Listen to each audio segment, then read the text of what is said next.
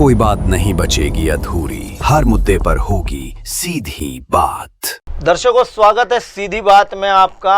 आज हम जो विषय को लेकर आपके सामने आए हुए हैं वह इस देश के प्रधानमंत्री नरेंद्र मोदी, इनसे जुड़ा हुआ कई सवाल जो बनाते हैं उन सवालों को लेकर आए हुए हैं, जिसमें देश के उपराष्ट्रपति जयदीप धनखड़, इनका इस्तीफा क्यों हुआ है और लगातार राहुल गांधी सदन के मीडिया के सामने अपनी बात रखते हैं और नरेंद्र मोदी पर सीधे तौर पर वह हमला करते हैं। इस पर आज होगी हमारी सीधी बात पर चर्चा। और दर्शकों, आपको बता दूं कि यह जो मुद्दा है सीधी बात में आज नरेंद्र मोदी, यह हमने मुद्दा लिया हुआ है देश के प्रधानमंत्री जो कि सर्वोच्च पद पर बैठे हुए हैं, देश को संचालित करने वाला उनका यह पद है और उसको जनता ने, सरकार ने बनाया है। दर्शकों, आपको बता दूं कि मोदी सरकार कही जाती है, जबकि हम इस हिंदुस्तान के 144 करोड़ जो हमारी देश की आबादी है, उस आबादी ने बनाई हुई यह सरकार है।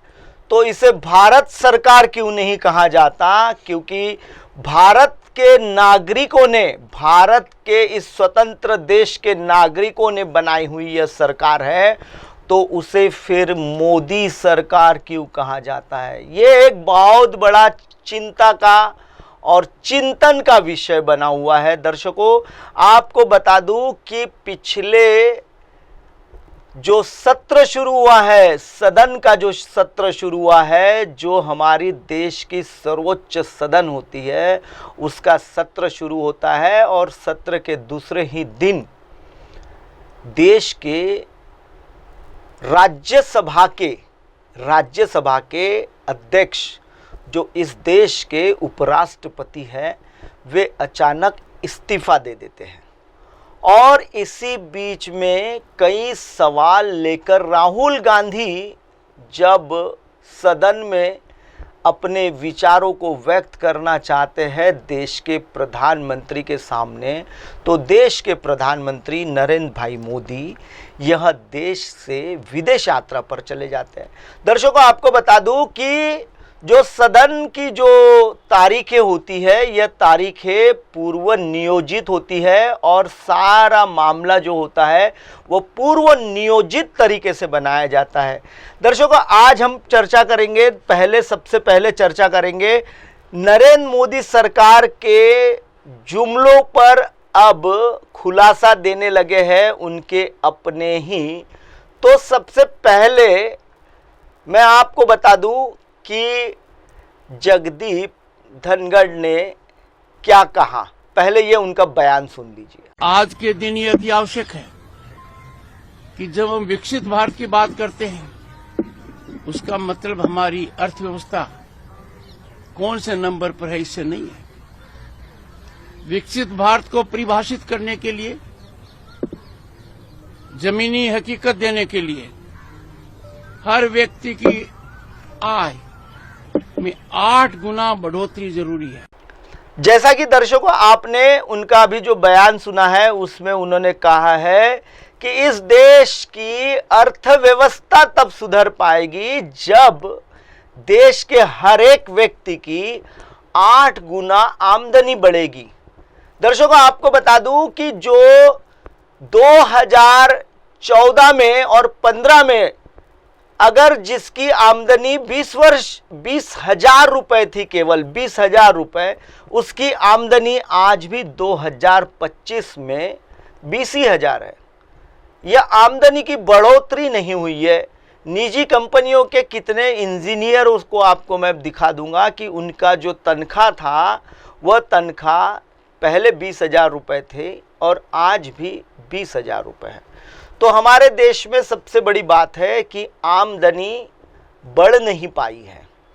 अच्छा दर्शकों, आपको बता दूं कि एक मध्य प्रदेश में कार्यक्रम हुआ था जिसमें केंद्रीय कृषि मंत्री शिवराज सिंह चौहान, जो पहले मध्य प्रदेश के मुख्यमंत्री हुआ करते थे, उनके एक कार्यक्रम में जगदीप धनखड़, जो इस देश के उपराष्ट्रपति पद से और सदन के पद से इस्तीफा दे चुके हैं, उन्होंने उसमें क्या कहा था वह मैं पहले आपको दिखा। कृषि मंत्री जी, एक एक पल आपका भारी है। मेरे आपसे आग्रह है और भारत के संविधान के तहत दूसरे पद पर विराजमान व्यक्ति आपसे अनुरोध कर रहा है कि कृपया करके मुझे बताइए, क्या किसान से वादा किया गया था और वादा किया गया वादा क्यों नहीं निभाया गया, और वादा निभाने के लिए हम क्या कर रहे हैं। गत वर्ष भी आंदोलन था, इस वर्ष भी आंदोलन है, काल चक्कर घूम रहा है, हम कुछ कर नहीं रहे हैं। इसी बयान को लेकर जगदीप धनखड़ का इस्तीफा होता है और वे अपने सदन के कार्यक्रमों को मौजूद होने के बाद भी शाम को लगभग 3 साढ़े 3 बजे इस्तीफा हो जाता है। तो दर्शकों, आपको बता दूं कि देश किस राह पर चल रहा है और किस तरीके से देश के जनता का कर्जा बढ़ रहा है, हम इस पर भी बात करेंगे। सबसे पहले मैं आपको बता देता हूं कि देश के सबसे बड़ा जो हमला हमने देखा था, जिसमें हमारे यहाँ के पहलगाम के इसमें जो आतंकी हमला हुआ, उस आतंकी हमले में हमारे लगभग 27 लोग, इस देश की हिंदुस्तान की जनता में से 27 लोग शहीद हो गए, जिन्हें आतंकियों ने मौत के घाट उतार दिया। अब इस आतंकी हमले के बाद हमारे देश के गृह मंत्री, प्रधानमंत्री ने कहा कि ऑपरेशन सिंदूर हम शुरू करेंगे। अब ऑपरेशन सिंदूर होते ही समय तमाम मीडिया में हमने लाहौर जीत लिया, हमने सारा कश्मीर पर अपना कब्जा जमा लिया, ऐसी कई अटकलें मीडिया के माध्यम से आई। लेकिन वो अटकलों के बीच में एक सीधा सा और सरल सा बयान आता है ट्रंप का। ट्रंप यह राष्ट्रपति है अमेरिका के, और उन्होंने अपना एक बयान जारी किया कि मैंने दोनों देशों के साथ व्यापार को लेकर समझौता करा दिया है और सीज फायर पर दोनों देशों की सहमति ले ली है। लेकिन जब 25 बार ट्रंप ने ऐसा बयान अब तक के जारी किया हुआ है, और उस बयान के बावजूद हमारे देश के प्रधानमंत्री नरेंद्र मोदी ये अब तक के अपना बयान जारी करने के हैं, ऐसा देखने को मिल रहा है। और इस पर राहुल गांधी ने क्या कहा है वो मैं पहले आपको दिखा दूं। ट्रंप ने 25 बार बोला है कि मैंने सीज फायर करवाया। ट्रंप कौन होता है सीज फायर करना?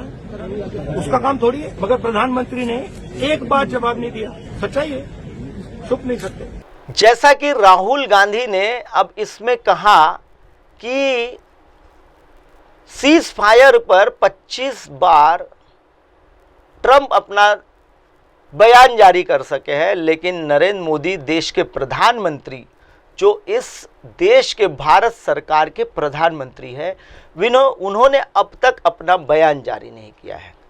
दर्शकों, आपको और एक बात बता देता हूं कि एक राहुल गांधी की हाल ही में एक सभा हुई थी, और उस सभा में राहुल गांधी ने कहा था कि मैं नरेंद्र मोदी से पर्सनली मिल चुका हूं, एक कमरे में मिल चुका हूं, और उनका क्या व्यक्ति महत्व है इस पर वो उन्होंने उस सभा में कहा था, वो पहले मैं आपको दिखा देता हूं। नरेंद्र मोदी कोई बड़ी प्रॉब्लम नहीं,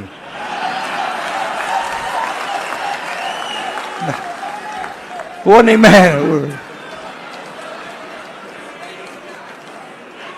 मैं आपको बता रहा हूं, ये आपने अपने सिर पे चढ़ा रखा है, कोई प्रॉब्लम नहीं। ये जो मीडिया वाले हैं इन्होंने बना रखा है, इसका गुब्बारा बनाया, कोई प्रॉब्लम नहीं।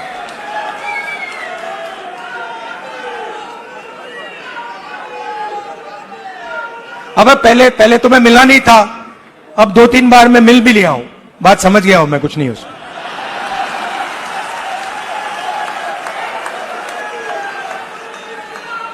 शो पूरा शो है, दम नहीं है, बता रहा हूं। आप लोग मिले नहीं हो, मैं मिला हूं, बैठा हूं कमरे में। जैसा कि अभी ये जो आपने बयान देखा है, ये राहुल गांधी ने बयान दिया हुआ है, पर इस पर भी प्रधानमंत्री की ओर से ना ही कभी कोई एक्स हैंडलर पर या किसी भी तरह का कोई बयान जारी हुआ है। राहुल गांधी ने एक अपने बयान में सदन के सामने, मीडिया के सामने एक बयान दिया हुआ है कि देश के हालात ठीक नहीं है। वो भी मैं आपको पहले दिखा देता हूं। हालात अच्छी नहीं है, पूरा देश जानता है। जो अपने आप को देशभक्त कहते हैं वो भग गए, राइट? प्राइम मिनिस्टर एक स्टेटमेंट नहीं दे पा रहे। जैसा कि अभी आपने देखा कि ये राहुल गांधी का बयान था और उन्होंने कहा कि देश में हालात ठीक नहीं है। तो दर्शकों, सबसे बड़ा सवाल यह है कि सबसे बड़ी बात कि हमारी मोदी सरकार, यह केवल मोदी सरकार रह गई है, यह भारत सरकार नहीं हुई है।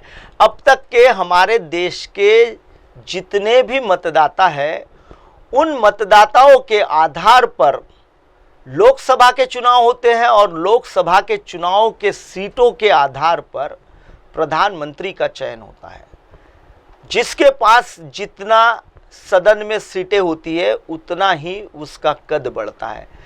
तो दर्शकों, मोदी सरकार कैसे है, यह एक चिंता का विषय बना हुआ है। दर्शकों, आपको बता दूं कि सीधी बात में यह जो जमीनी मुद्दा था, ये आपसे जुड़ा मुद्दा था करके हमने आज आपको यह मुद्दा बताया है और आपको उसके बारे में जानकारी दी हुई है। दर्शकों, सीधी बात में फिलहाल हो चला है एक ब्रेक से लौटने के बाद देखिएगा सीधी बात में मेरे साथ निशान भाई के साथ बने रहिए MNS न्यूज़ पर।